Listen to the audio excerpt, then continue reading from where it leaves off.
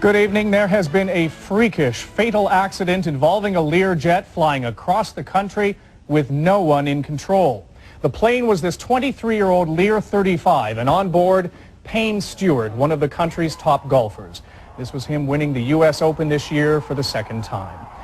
Flying with Stewart, 2 business associates and 2 pilots. Now, the plane was on its way from Orlando to Dallas when something happened shortly after takeoff. The plane veered off course and flew, apparently on autopilot, for 1,500 miles in a straight line.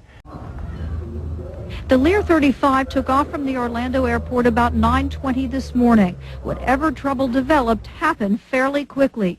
Just 25 minutes into the flight, when the plane was just northwest of Gainesville, Florida, controllers lost radio contact with the pilots as the Lear was climbing to 39,000 feet.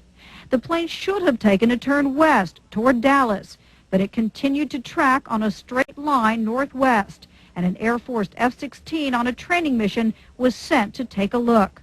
Ultimately, 6 military jets gave chase, one handing off to another as the plane flew on.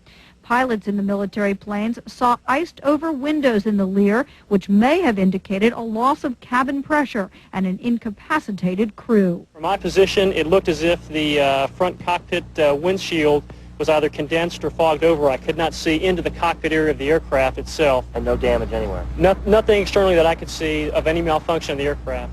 The plane flew apparently on autopilot for more than 4 hours, ultimately reaching an altitude of 45,000 to 46,000 feet. Along the way, the plane was tracked by the FAA on radar.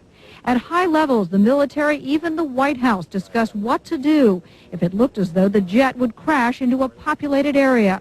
The most likely option, sending up a military cargo plane to tip up the smaller jet's wing, causing it to turn and change course. That was not necessary.